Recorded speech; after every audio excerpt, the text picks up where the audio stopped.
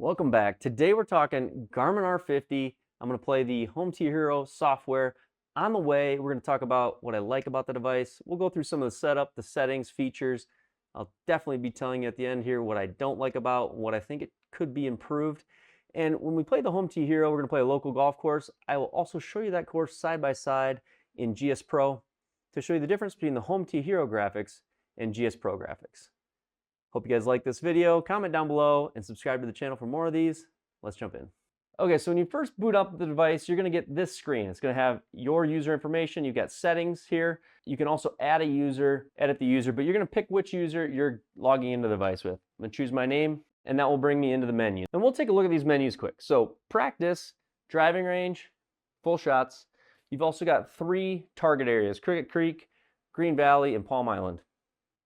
Inside of play, we have the Home T Hero, which is your 42,000 golf courses, and then we have the weekly Garmin tournament. And inside of Connect, this is where the third-party apps are found. Right now, they just have GSPro and Awesome Golf. They did update GSPro, and we do have a working solution right now that has a few minor disconnection issues. But for the most part, it is working. But today, we're going to jump into the play section. We're going to play Home T Hero golf courses. I want to see what it's really like. And this week on the Sim Golf Tour, we're playing Spencer Golf Club in Spencer, Iowa, a course near to me. And I thought, what a great thing to do. We'll play that in Home T Hero here, and you can compare that to the GSPro version of the Spencer Golf Club. Give you a good idea if Home T Hero or GSPro is the sim experience you're looking for. So as we click Home T Hero, what we're given is the ability to search courses nearby or to go to the ones we've recently played or downloaded. I'm going to go to the search feature, and I have actually already downloaded this, so you'll see it downloaded, but you would just type in the course you're looking for. I'll do Spencer. And there it is, Spencer Golf and Country Club.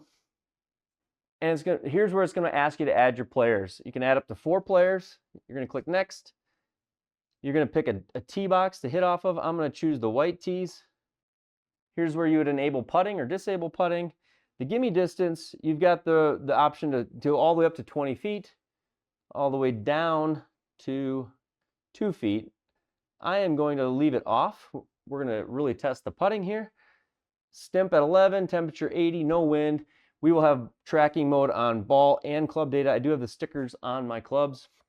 So there we have it. The Home T Hero is loading in, and this will be the first look at the Home T Hero golf courses on the Garmin R50. Okay, so the first thing you might notice is our display right now on the Garmin is matching our projection. This does not have to be the case. We can mix that up. We can go down here to the 3 settings lines, and we can click on external display. And this is where we can modify whether our external display mirrors what's on this device or we have separate things. We're going to separate them for this purpose. And I'm going to close out. And now what you'll find is on my projection, I've got the full golf course, but on the display down here, I've got some options. So I've got currently the overhead map, which that can help me choose where I aim. And I've also got the ball data. We can do things like change this view settings to the impact video. And that'll be on the right-hand side. Now I've got a video of the impact when I strike the ball. We can also put the data fields over there. And that'll give me all the shot data that I want on the right-hand side. I think today I'm going to set it up with the club data on the right and the overhead map on the left, and that will give us a good mix of it showing the club data as well as the course and ball data. Okay, so let's hit our first shot. So how this works is to aim your shot, you've got to go down to the screen and pick where you want to aim. I'm going to go for like 260, just inside that, just past that bunker on the right-hand side.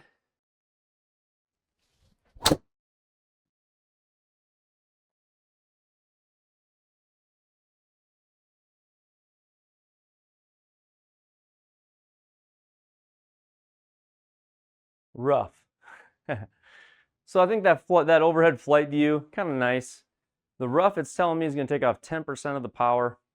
Not a great swing, but you can see in the club data down here, my path was inside, it was to the right. My face was left of my path, but not left of my target. So I was still open to the target with the club face, and I was swinging out to the right. So The ball launched right and went right. A little bit right-hand spin.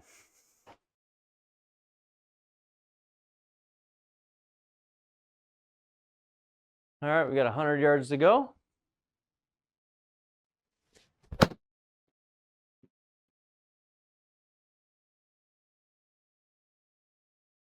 Get up. That 10% rough that it took off, I think, just kept me shy of getting there. If you'll notice on the device, there's a moment where you can click to get more information or to replay your shot. You also have a shot timer on whether or not you're going to take your mulligan and that sort of thing. And you'll see down here the ball data. I'm off the green, so it's actually looking for me to chip right now. We're just on the fringe, but it is giving me that. Normally when you putt, you get a lot bigger area to put the ball. See, that small area is for the club data. The bigger area usually becomes available when you're setting up to putt. We will try to putt this. We're 39 feet, uphill 11. In the GSPro roll, we would just call that 50 feet. And I need to probably putt to the left a little. I could aim on the target, or I can just putt left on the sim. We'll putt out to the left.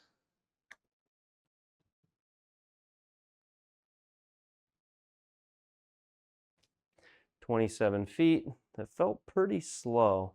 It says I hit the ball 11.5 miles an hour and it went 27 feet. Let's remember that for later. 11.5 miles an hour, 27 feet on stimp 11. Okay, so now we're putting. You should see, oh, it's going to give me a little narrower box. On GSPro, it will give you a wider box when you're putting. We've got 12 feet, so about a 15-footer.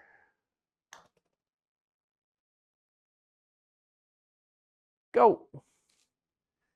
So 7.5 miles an hour. Ball went 12.2 feet.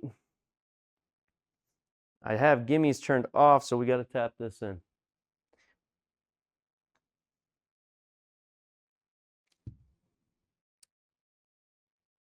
There we go. We got our first hole finished. We were on in 3 and in 2. That's a bogey on the first hole.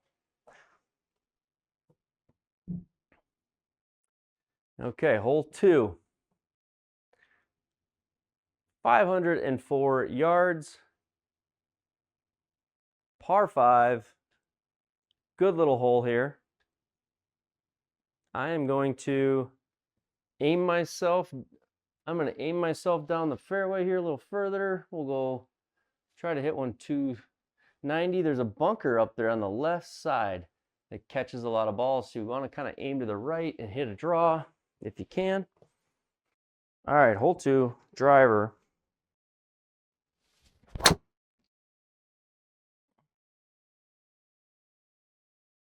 Go. Oh, that bunker catches you. Not a bad swing, but a bunker result. Okay, 177. It's going to take off 20% power. So we want to hit something that's like 210, I think. Maybe even more. I'm going to hit an easy hybrid out of the sand here.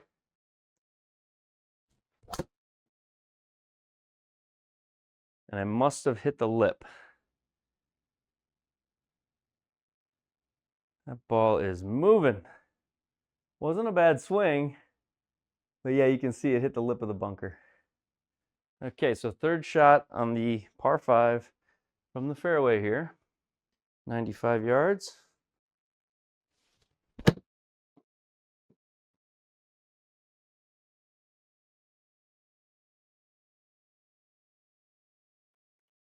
.102.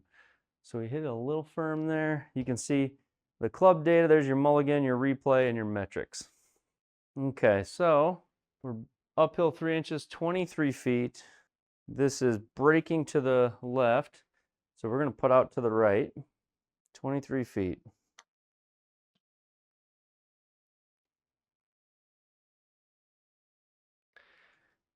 .2 miles per hour. We hit it about 19 feet. Again, I want to remember these numbers for later. We're going to play a couple holes in GSPro.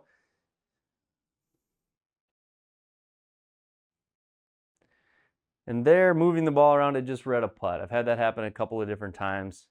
I could reach down here quick. If I was quick enough, I could have taken a mulligan. I didn't do it, so I've lost that chance. So now here for bogey, 3'9". And there we go.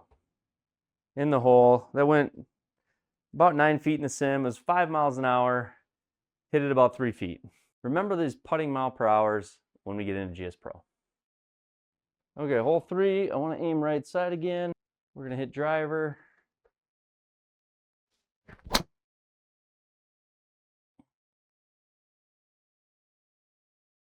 There's a good swing.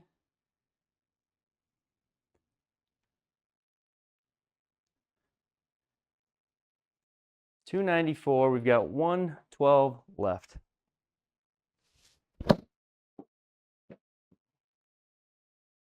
Little pull. Just sit there. Not a bad shot. We have the right distance. Now putting, we've got 21 feet, downhill 6 inches. A little bit lighter than 21.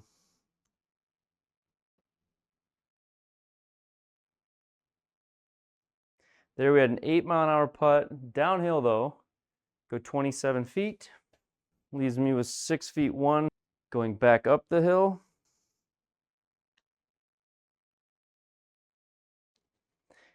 And a 4.9-mile-an-hour putt short of the hole.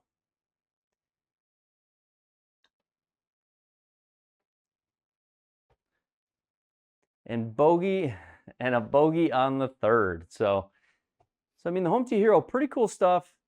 Great if you want to just play on your device, or you can even play this on the range directly on the screen of the Garmin, just like I had it set up before with the mirror of the external display. And you don't need a PC to do this. So we can hook this up, HDMI to the projector, and play these golf courses all over the country. This is a pretty accurate representation, but I want to jump into GSPro, show you these same 3 holes, and see what you think about the difference. So I'll get GSPro started up here. We'll show you the difference between the two. We'll have to exit out of this round, so I'm going to go into settings. We can look at the scorecard. And we can see that bogey, bogey, bogey, all of our stats. Very cool. We'll end the round. We'll go back to the home screen, and we're going to use the Connect section. First, I've got to get the GSPro API up and running. Okay, so what you see is GSPro on the screen. The API window's open for the Garmin R50, which is a native connector built by Garmin. So if we look down on the screen down here, I'll go to Connect, and we will select GSPro. And because the connector is open, it's going to start reaching out. You probably can't read it, but on the screen it says attempting to connect now. Trying again, 2 seconds. And what it's going to do is it's going to reach, it's going to get a hold of the Garmin, and boom, they'll be connected. You'll see the light turn green on the connector. It'll say place ball and ready for shot, which we are now getting. Okay, so I've got GSPro loaded up. We got the Spencer Golf and Country Club. You can see stimp 11, elevation the same, pins the same, tees the same. So this will be a fair comparison of the Home Tee Hero to GSPro on the Garmin R50. Okay, so we're loaded into Spencer Golf and Country Club on GSPro. A couple things you'll notice right away. The display on the Garmin R50 changes. I no longer can use the display externally. So I can't use the HDMI out to really show anything on the Garmin R50 screen. I am doing it with a camera that's just mounted looking down at it, and this is just something we can see from here. I can't control GSPro from there with the touchscreen, like to pick my aim. So, you know, in my normal fashion, I use a control box. To do that, it would be nice if the Garmin had a control box or even a controller to use with it, so you didn't have to touch the touch screen. But that's just a little thing. And then when it comes to views, you can't split the views. You can either see the data view, the impact video, or the club data view, which I call the ball impact view. And that's this one. This is the one I kind of prefer and I use when I play GSPro. But we are all connected. This is hole 1. You can see the graphics are quite a bit different. You can really see the elevation changes. These courses are obviously built with LiDAR and built by hand by course designers for GSPro. So a little bit different on the level of the graphics. Okay, so hole 1. So you can see on the bottom of the screen, there's the shot ready indicator arrows by the ball. We've also got it on the bottom of the Garmin.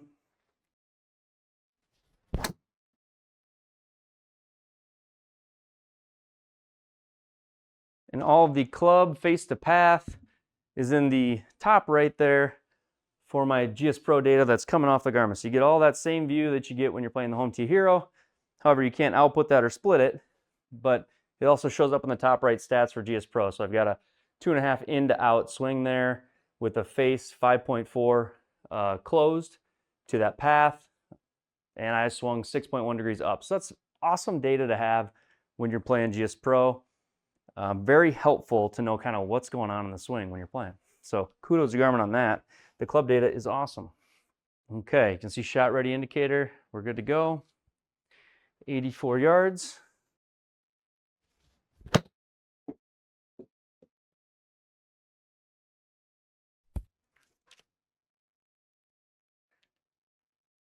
Not bad. And now you'll notice something a little different on GSPro than you will on the Home T Hero. On GSPro for putting, the device gets a bigger window for the putting. It's almost like it's not in club data mode. So you do have a little bit bigger window. I actually have found it to be better at reading my putts when I'm kind of in that back corner of the triangle you're seeing when the ball's moved. I don't know if it's because it has more time to read the ball, but when I'm further away from the camera and in the back corner, I feel like it reads it better. And when I say read it, it just feels very sensitive when you're playing GSPro, because the speed that the ball travels in GSPro is much different than what it travels on the Home T Hero. You heard me talk earlier about remember these speeds. We have 15 feet here, and I'll show you how GSPro reads a stimp 11 green from 15 feet. So, and just for a little perspective, my cup is 10 feet in front of me in this room.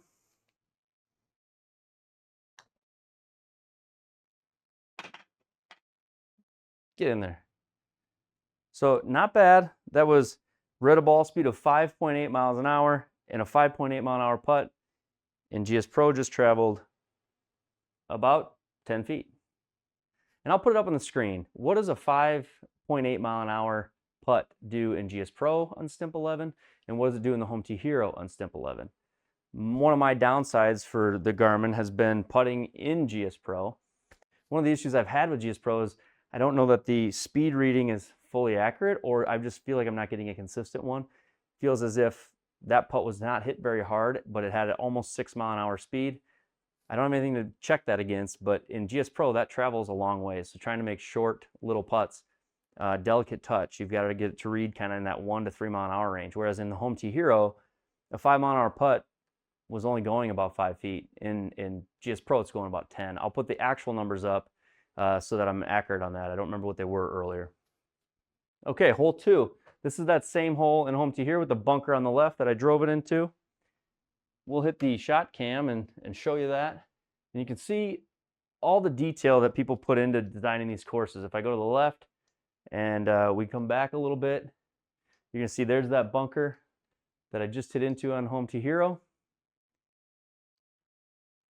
And if we take that shot cam back and fly it up again, you can kind of see the detail that goes into making these golf courses a little bit better than the Home T Hero graphics.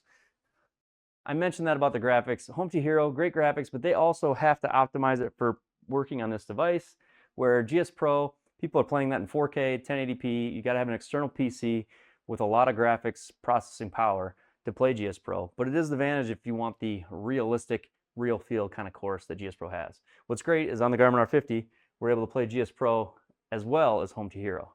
So just wanted you guys to get a look at the difference between the two. Okay, 289. There's that bunker again. This is hole 2 at Spencer Country Club.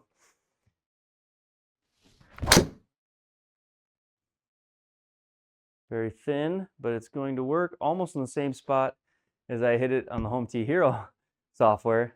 Just avoided the bunker this time. Okay, 233. And we can see the heat map of the green, where things go inside of GSPro. You can obviously see that elevation change and the fullness of the trees and all the graphics that the designers are putting into these courses is really quite amazing. All right, 233.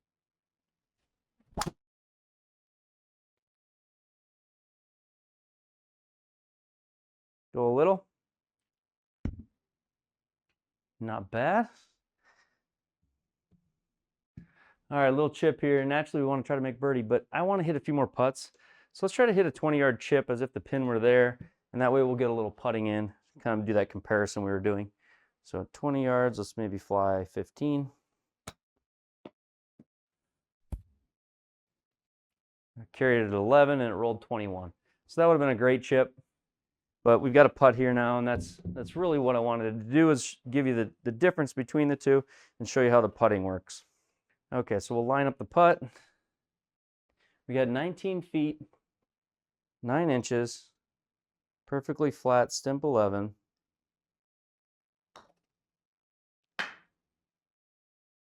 Settle. Ooh, so 7.2 mile an hour putt, I hit 27 feet. All right, so we've got 8'2", uphill 1 inch. So it's gonna play like 9'2".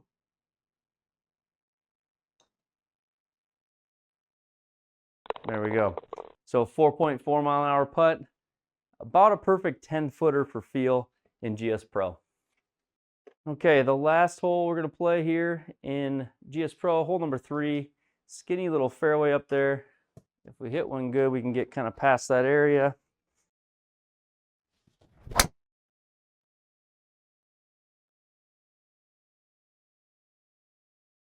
Sit there, avoid the tree. Might have a little tree in our way here. All right, shot to 131.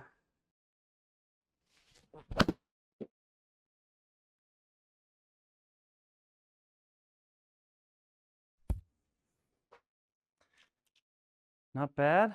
The rough in GSPro is random, so it did penalize the ball. You see the 93%. I don't know if you can see that on the right side. I think it's hidden by the Garmin data. But it took 10% of the speed off and 23% of the spin.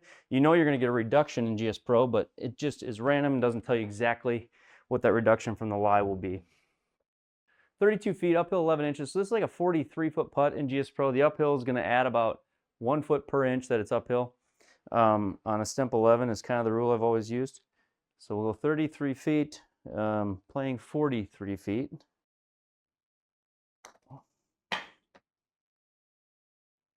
Sit. Not bad. So that was hit 10.7 miles an hour, and the ball traveled nearly 40 feet, 12.8 yards. So 38 feet. Now we've got a 5'7" downhill. So this is like a 5-foot putt. These are the hardest for me.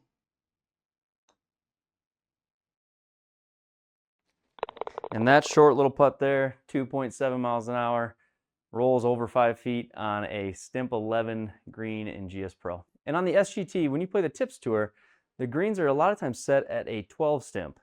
So we've got to get the ball to read at between 1 and 2 miles an hour, because the gimme circles are smaller, they're 4 feet. So when you have a 4-footer, we need to hit a 1 mile an hour putt. And I think one of the challenges I've had is 2.7 miles an hour is about as slow a putt as I've gotten the Garmin to read as far as speed goes.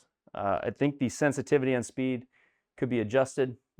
It appears that in Home Tee Hero, putting is just added on the Garmin's native software to kind of clean up the hole on Home Tee Hero and give it an added feature on Home Tee Hero. But there is no practice setting.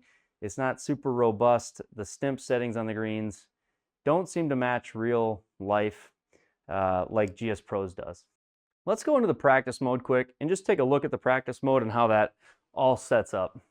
We'll go practice, distant range. You do have target alignment here, and target alignment in practice mode allows you to take 2 golf balls and set one down on one part of your line, and that'll be in that green area, and set another one in this other part.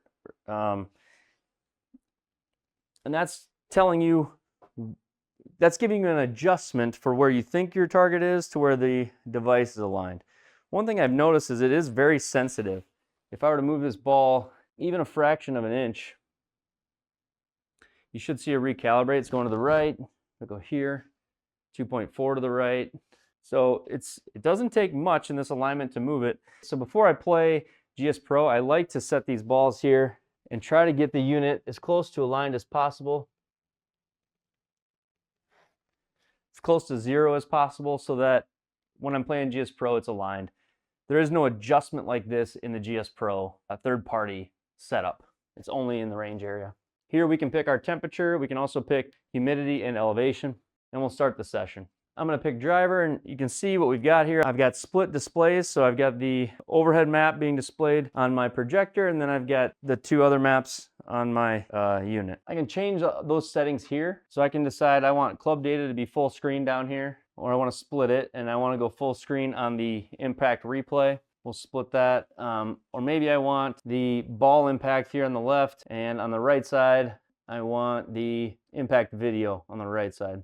This is also where we can choose what our external display has. So the external display can have the map, the impact, and it can decide whether it has the shot data or not. So we'll go there, and this is what we're seeing. So I'll hit a few shots here. I've got driver selected.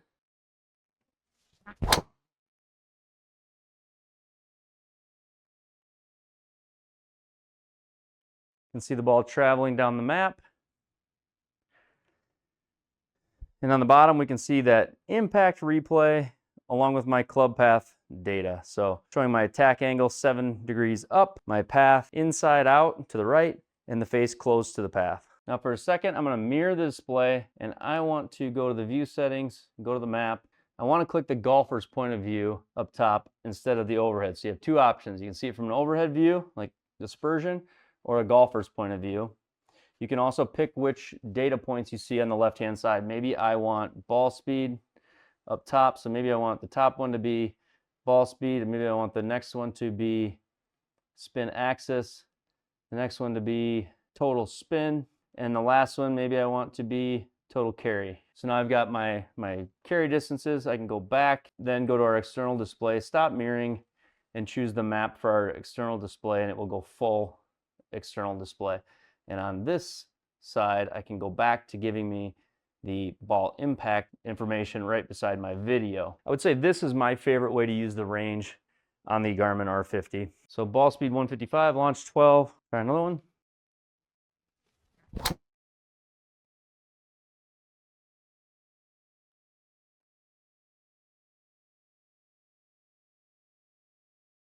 So there on the left, we've got ball speed, spin axis, spin rate, carry distance, launch angle, and backspin. If we had the devices mirrored, I could scroll through those or change them, but when they're not mirrored, I kind of have to deal with how they were set up when I had them mirrored together.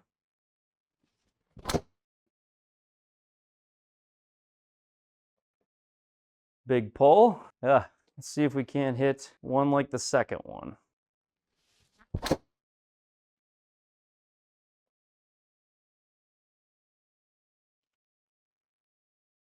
See, that one I don't, every now and then I get that reading. I don't know exactly where that comes from. That is a left spinning ball, but I had an inside out path. I had a club face that was a ½ degree or 0.1 degrees to the right, and the ball launched 0.5 degrees to the right, but it had a crazy spin axis on it.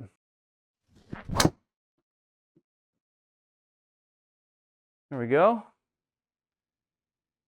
Well, we hit all the shot shapes. Left, further left, right, middle. Okay, you can save your sessions, of course. We can go to practice and go to Crooked Creek, click start a session. Now these practice sessions, you really want to have the map on this screen and on that screen, because if you have no map down here, you don't have any way to control what you see up above, or pick your new target. So to pick a target, I got to drag my finger around. So if I want to go to a 147 target, let's say, you can pinch in and zoom if you want to get more specific. Maybe I go to this island green over here, that's 118. And now you can practice hitting shots to the island green at 118.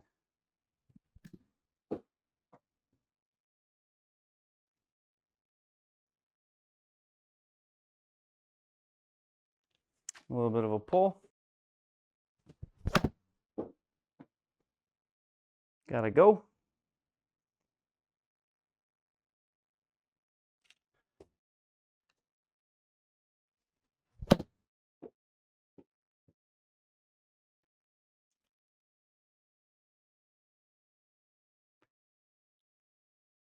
So those are the different little practice modes they've got. Another thing we can do is we can look at our session summary. If I want to click on a specific shot, you can get all the data for it. This does save to the Garmin iCloud, so you can get it through your My Garmin app. We can end the session, save it, that will get it uploaded, and then we're back to the main menu for Garmin. Well, there you have it. Garmin R50, just a quick look at it. What are my thoughts though on this unit? I've owned it nearly a month. What I like about it, we'll start with that first. I like the ease of use, the setup. You take it out of the box, set it down, turn it on, you can play. Whether you have a projector, a net, doesn't matter. You can play right on the device with the screen. That is cool. That is something different that the other monitors don't have. Yeah, it doesn't give you full 3D 4K graphic animation, but you can play golf out on the range. You can play golf in a garage with not much space and a net. So if that's a situation you're in where you don't have a place to mount an overhead unit, you don't have enough room for a radar unit behind you, the Garmin R50 does give you kind of an all-in-one package that is compact and would allow you to set up in a very small space. The Home Hero software is great. The graphics are never going to be what GSPro is, in my opinion. I shouldn't say never, but they aren't in the near future because they've got to operate and run on the hardware within this device. The device is very quick, it's very responsive, the data feels accurate. We don't have to have marked balls. You do have to put a little club sticker on the top of your club to get the club data. And I like that the range mode has the different views. The impact camera, it gives me all my club data, which has been huge. Something I didn't know I needed or would love in a sim is knowing my club path, my face angle, and the angle of attack. Those are huge metrics to give you feedback for how you're swinging the club. Where I think we could improve, if you're somebody that has right and left hand hitters, just like all floor units, this is going to be tough because you're going to have to switch it from one side to the other. The third-party apps and putting is the biggest areas I see the R50 needing improvement on. If you want a unit where you can practice your putting, I don't know that this is there yet, but I think they can get there. The putting is really kind of feels like it's been made to clean up the Home Hero holes, to give you that added feature when you're playing Home Hero, like, oh, we can putt too, this is fun, we can finish. But the speeds and the way that the ball rolls in Home Hero doesn't feel very real to me. When you put it in GSPro, it's so sensitive, or it reads speeds that feel faster than normal, making it sort of hard to hole putts on GSPro. You got to get used to that feel. It feels like you're playing on 12 stimp all the time or 13 stimp all the time. So I think those improvements can happen. The other thing is on the third-party apps, and I alluded to some of these in the video that I put out earlier, is the external display for third-party apps. So being able to output that screen maybe up to a TV so that I can see the club data on the TV while I'm playing GSPro. Maybe be able to output the impact camera so that I can show that on a stream or in a YouTube video and not have to have a camera hovering over the device to record the screen. Aligning the unit inside of GSPro, so when you're playing a third-party app, having that same alignment tool that you get on the range available would be wonderful because it would make a horizontal launch correction prior to setting the data.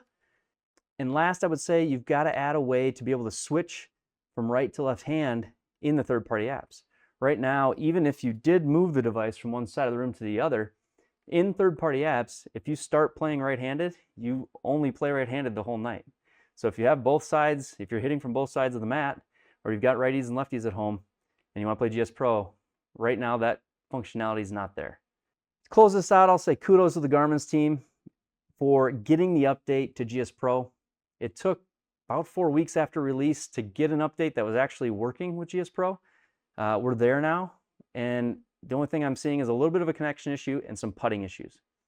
But to wrap this up, Garmin R10, very cool device, feature rich. It's got a place for certain users out there. I bought mine. I'm still kind of in the period where, am I going to keep it? Am I going to look at something different?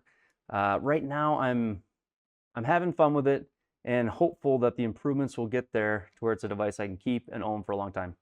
I really look forward to being able to take it out to the range outdoors, but we'll see how that goes. If you got a Garmin R50 and anything I said in here, you've got something to add to it, put it in the comments down below. Thank you everybody who likes these videos, watches, and especially those who subscribe. And if you don't, hit that button so that you get notified the next time Garmin R50 content comes out.